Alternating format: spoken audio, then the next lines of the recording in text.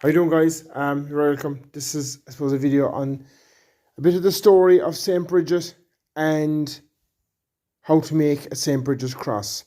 Here are two crosses which I prepared earlier. What you need is something like these reeds. We call them rushes in Ireland. They grow in kind of wet, marshy lands. A good quality, strong scissors, and a couple of rubber bands. Elastic bands, whatever you want to call them, and that's how you make the crosses. So here's the video how to make the crosses. I hope you enjoyed. Like, subscribe, and let your comments below. Let me know what you think. Thanks very much. Right, guys, here we go. Simple. Everything starts at the beginning and the middle and the end. Two rushes. We keep one straight. Now up and down. Some people say 12 and 6, and then you go 9 and 3. And the 9 and 3 one, you fold it over, like that. Simple. You keep drawing on the rushes. You try and get rushes, if you can, of the same size.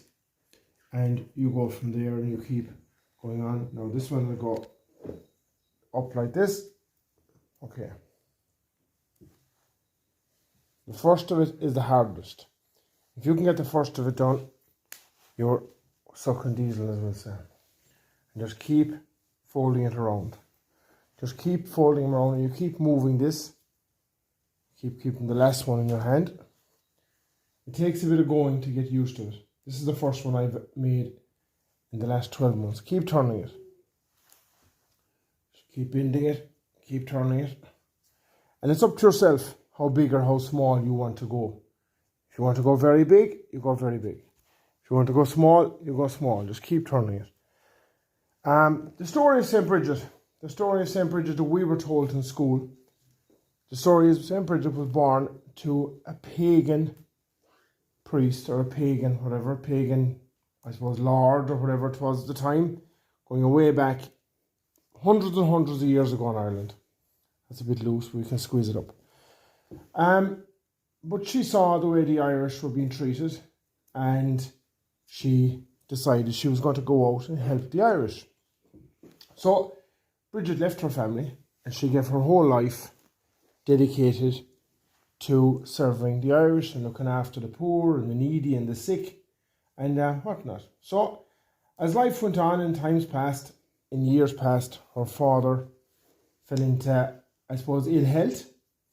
And in some time before her father died, somebody made contact with her.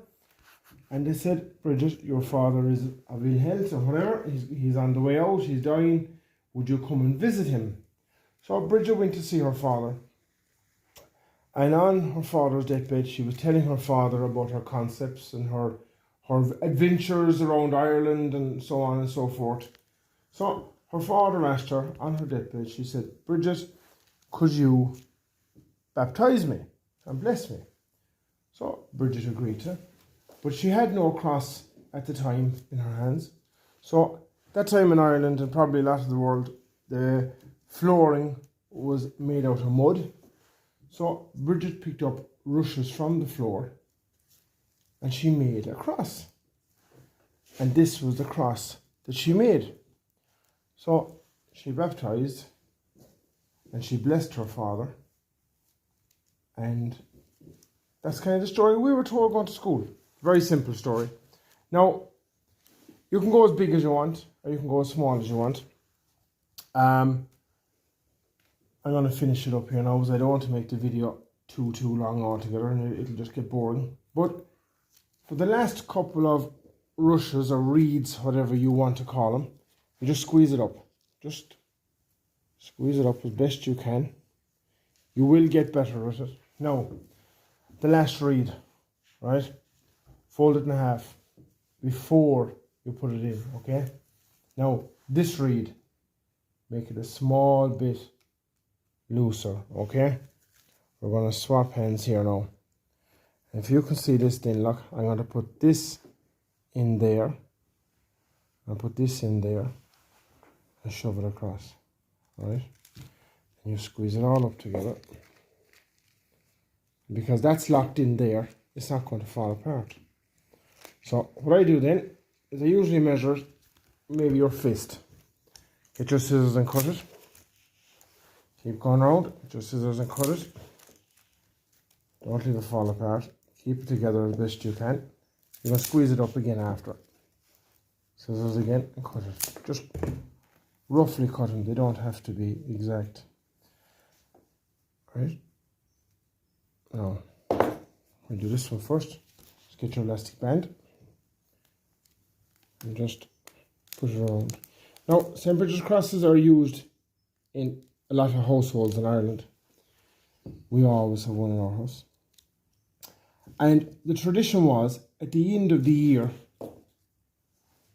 after 1 year of the cross being in the house, the cross would be put out to the outhouse, or the shed, or the barn, out with the cows. And it was believed that it would bring your cows good luck, it would look after your animals, it would protect them, and it would make your cows produce more milk. Now, it's up to you whether you want to believe that or not. I do, sure, why not?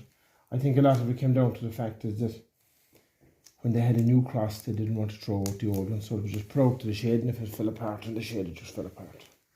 Now, also, guys, that's the cross. If you want to, we'll say, preserve the cross and keep it green, forevermore, if you varnish it, it will protect it. It'll keep it from turning yellow. But they will turn yellow. They will turn that colour eventually. And the green will go out of it. Now, what you can also do, if you had a couple of pins, you could put a pin in there all the way up along into the middle. And the same from this side, all the way up along here. You could do the kind of 8 corners, really. You see there and there. And you could do that. And that'll hold it together. They will fall apart. It will dry out. But like I said, if you get a small bit of clear varnish and varnish it, it'll protect it. Now, I hope that was interesting to you. That's it. That's the way I learned how to make Saint Bridget's crosses in school. And hopefully it is some help to you. And thanks for watching. And if you liked, please subscribe. And who knows what's going to be on next. Probably more of the same or maybe different. And we'll go from there. Hit subscribe and hit that bell. Cheers, guys. Thanks very much. Alright, one thing I forgot to mention to you, we were always told in school as well that Saint Bridget is buried in Downpatrick in County Down in Ireland. She's buried very alongside or very close to where Saint Patrick is buried as well. Now, it's believed that her head was removed at some stage, and if any of you are ever travelling around the place, I'm told, and from the best of my knowledge I can remember going to school, her head was taken to Nice. So maybe if ever someone of you are ever in Nice, maybe you can look it up and maybe let me know in the comments below. Alright guys, thanks and best of luck and happy Saint Bridget's Day and best of luck making the crosses.